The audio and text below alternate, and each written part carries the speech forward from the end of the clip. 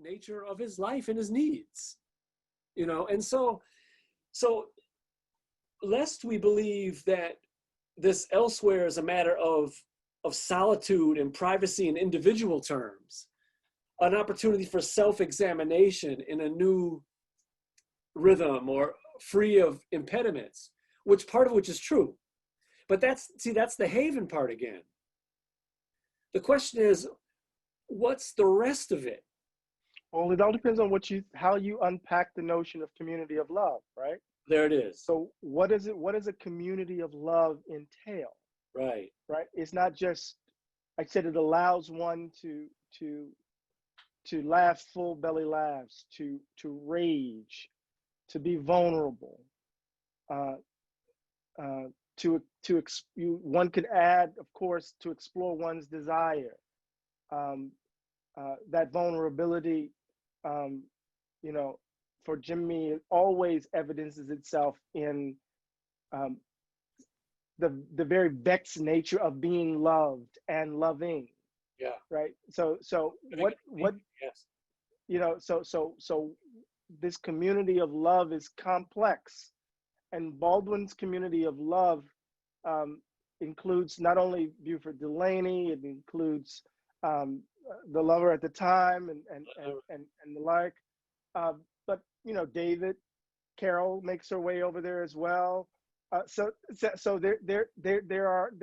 not complete breaks, and this is really important, and not complete breaks as if each moment, each instance, like Tedworth Square, is wholly different than what's happening in Tedworth Square was wow, right? So you know, so exactly. So I see your point, and very clearly, yeah. Yeah, because like for example, in the piece where the piece of the book which I love, where you look very closely at Sadat Paquet's film, right? This was a film, a short documentary film, about 15-minute, 17-minute film made in the summer of 1970, kind of following James Baldwin around Istanbul, James Baldwin from Another Place. Yeah. And you say, you know, Sadat's camera invites us into the intimacy of Baldwin's private life or something like that, right? And you know, because he wakes up in the beginning of the film, he wakes up and gets out of bed, and we're right there with him in the apartment. Indeed. But the problem is that, again, like that leads us to believe that these spaces for him were spaces of loneliness and solitude and contemplation, when in reality they were spaces largely of communion. They were really spaces of communion. And I think that's crucial to understand, or to imagine, or whatever the verb is. But you know, I think I would push back just a little bit. So even when he's in communion with others, so when he's at the tea house in Quebec, in the Piquet film, was that with others? He's with folk. I mean, he has his teacup. He's you know, you can give that coquettish. Yeah. When you look in his eyes, to me, this is the image on the front of the book, on the cover of the book. Yeah, right. And what we do is we remove everyone, right? And there's a sense in which his eyes, at least this is what I gathered from watching the film, his eyes were off in the distance, and then the voice that overlays it. Yeah. Right at the end is that I got to get my work done. Right. Right. And he's reaching, and we know that, you know, he still hasn't gotten himself together. Right. From the suicide attempt in '69, right. He's still trying to put pieces together. Right. In the sense that, at least according to some of the work that I've read. But I think even when he's with others, right, there is the presence of, I mean, even when he's in communion with others, there is loneliness. Present. Yeah, well, but you'll see that in the book you talk about this moment in the film on the balcony when the camera comes and he turns and he smiles, and that's a very different facial expression, the one at the end of the film. Yeah. No, no, no, absolutely. That's why it's, you know, But you never community of see those love. people he's smiling at, you know? No, you don't see them. No, I mean, you know, you can if you look at the there's a series of photos. You can see the broad community of folk who are there. Yeah, You know, but I think I'm not trying to suggest that joy, physical pleasure, desire wasn't a central part of Jimmy's life. Um, the Baldwin that I'm attracted to is the Baldwin whose eyes are distant in the midst of that, yeah, yeah. who's reaching for something, is the Baldwin who, even after he's been drinking all night, has to retreat to the room to start writing. Well, there you go.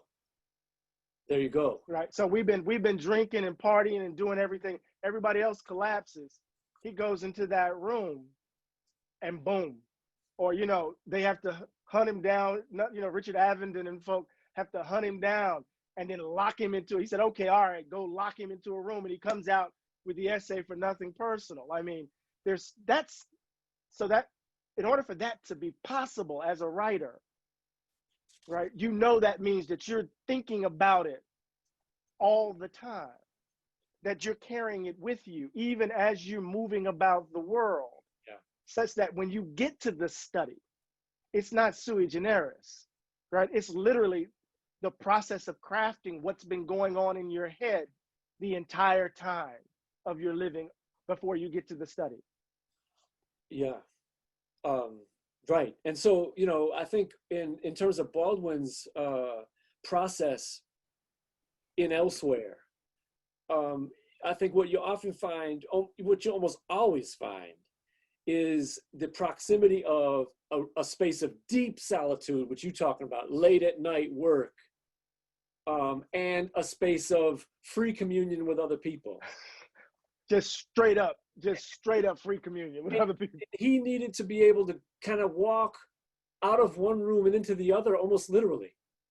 And that's something that he wasn't as able to do in the United States for all kinds of reasons. But I think part of it, the more I read and reread, is about a kind of sexual privacy that couldn't be secret, that was social, and that was very, very difficult for him to coexist with in the United States.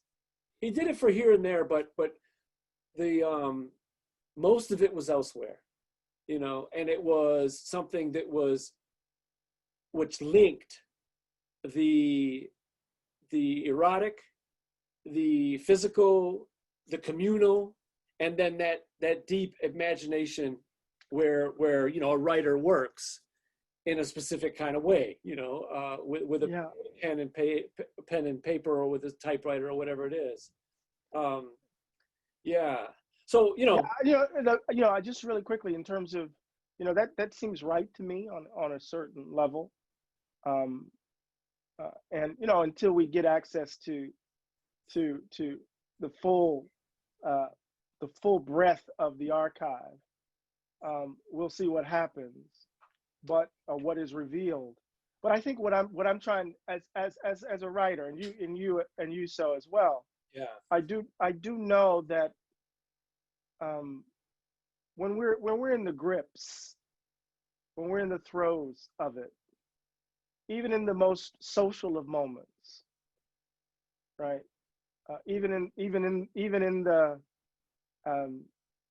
most intimate of spaces, the distance in the eyes are still there, because you're in the material, you're in the thought, and so I'm really attracted to that Baldwin's, the eyes that I saw in that I thought that captured so beautifully in that short film. Yeah, no, I agree, and I love the film, and I especially love just the fact that he did the film, because if he hadn't done the film, you know, then what would there be there? Eddie, I'm wondering if some of what we're talking about right now over the last few minutes this time will go quick, so I have to keep an eye on it. Do you think that your sense of this has something to do with the way you concentrate on essays versus the novels? Because if you think about the depiction of Baldwin's private life or his erotic life in essays, there's not that much. Mm-hmm. And of course, there's not technically any description of his private or erotic life in novels because it's fiction.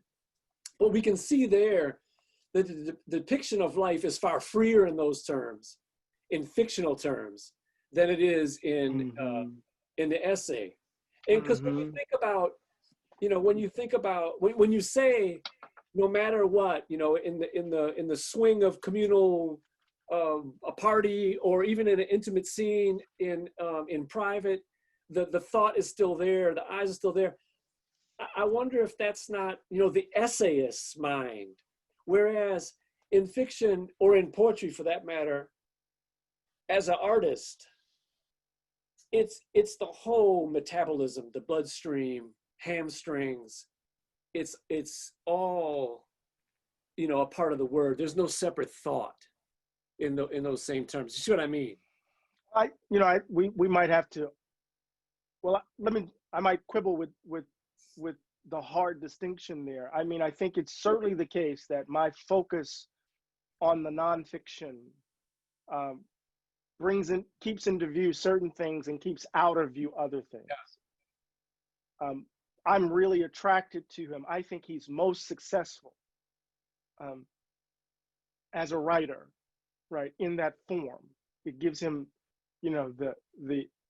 the untamable nature of the genre of the essay. Yeah. Right.